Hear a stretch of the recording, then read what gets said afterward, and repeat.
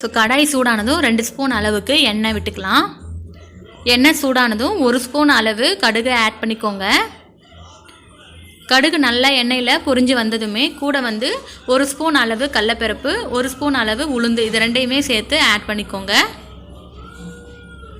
So இது எல்லாமே நல்லா கோல்டன் ப்ரௌன் ஆகிற வரைக்கும் ஃப்ரை பண்ணிக்கோங்க.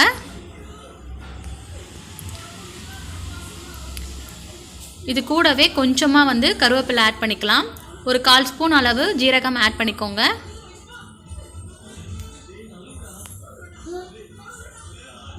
ஸோ கலர் சேஞ்ச் ஆனதுமே நம்ம 3 உருளைக்கிழங்கு தோல் நீக்கி குட்டி குட்டியாக நறுக்கி எடுத்து வச்சுருக்கோம்.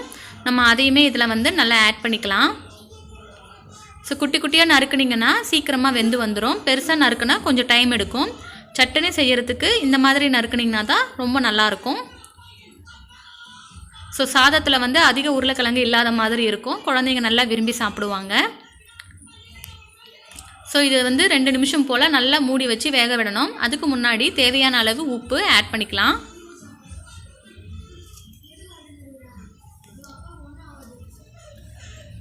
ஸோ நான் ஒரு 1/2 ஸ்பூன் அளவு உப்பு இதில் ஆட் பண்ணிக்கிறேன். சரி, நம்ம இதை மூடி போட்டு வச்சிடலாம். ஒரு 2 மினிட்ஸ் நல்லா குக் ஆகட்டும்.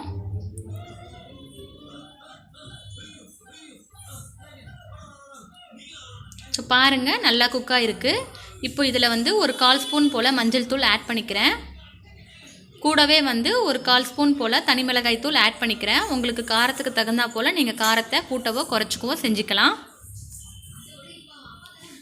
ஸோ இது எல்லாமே கலரிட்டு இதோட பச்சை வாசனை போகிற வரைக்கும் நல்லா ஃப்ரை பண்ணிவிட்டு நம்ம சாதம் தனியாக வடித்து எடுத்து வச்சுருக்கோம். நல்லா ஆற வச்சு அதையுமே இதில் நம்ம கலந்து எடுத்துக்கலாம். உங்களுக்கு எத்தனை பேருக்கு வேணுமோ அதுக்கேற்ற மாதிரி நீங்கள் கலந்துக்கோங்க. இப்போ நான் 3 உருளைக்கிழங்கு போட்டிருக்கேன். இது கிட்டத்தட்ட 2 பேர் நல்லா சாப்பிட்லாம். ஸோ இப்போ சாதத்தை போட்டு நல்லா கிளறி எடுத்துக்கோங்க. சாதம் சூடாக இருக்கக்கூடாது, ஆறுனதாக இருந்துச்சுன்னா பரவாயில்ல.